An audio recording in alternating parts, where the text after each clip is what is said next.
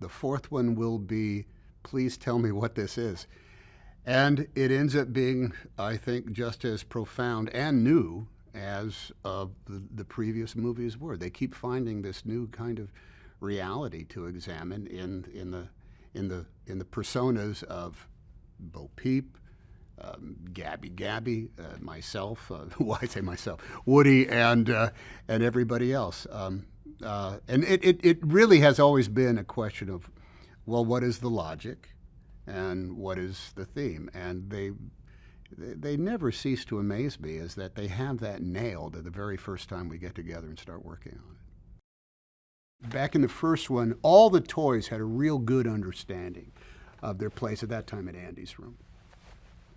And there was this interloper that came in the form of Buzz Lightyear, who didn't realize what he was. You don't get it. You're Andy's toy, and therefore you got big responsibilities. And here comes Forky, and he wasn't even a thing. He was just this collection of pipe cleaners and I guess some Play-Doh, maybe a little bit, and a disposable utensil to eat pudding with.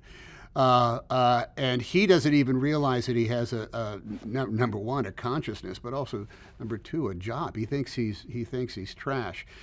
And so it's like Woody has to project onto him. He's got to educate him as opposed to the importance of where he stands. He's got this heavy burden of responsibility, and that he has to, organize everybody. But in this case, he also has to provide a reason and guidance for Forky, who normally would be afraid of everything and throw himself away.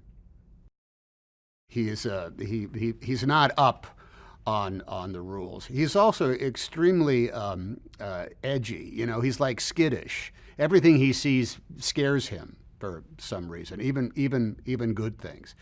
Lastly, I will say that he is wildly creative, and he doesn't really know it.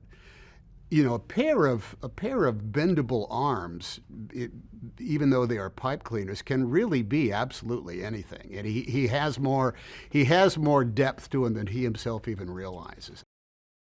Bo Peep's interesting is because she has made her peace and she's wise. She's actually seen a way a world works that is, on one hand, completely counter to what Woody is hip to, but at the same time, it's kind of like the embodiment of what Woody wants, which is to be played with by children in order to make their lives a better, more happy place. Bo Peep has been able to discover that somehow, and that's an education process that still requires a number of I don't want to say death-defying, but dangerous circumstances. Which, yes, there's an awful lot of stuff to be avoided. There's a bad cat. There's human beings that are walking around as if there's malevolent Bensons that are trying to thwart them.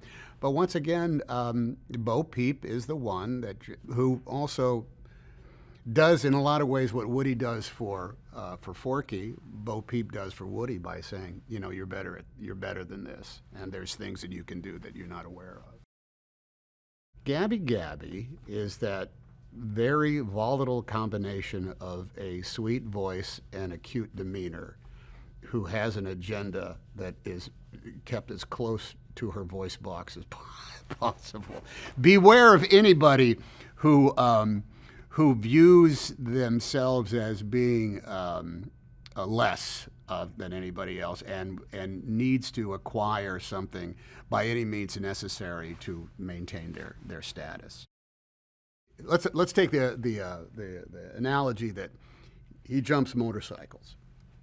Well, his very first jump was a disaster, and so everything, the bike, the outfit, the crash helmet, his entire reason to live turned out to be a nothing, and he's got to recover from that. And what he's missing there is a lot of other guys, a lot of other toys, who help him explain that you don't necessarily have to be as cool as you are in the commercial in order to be as cool as you could be with your owner, with your kid.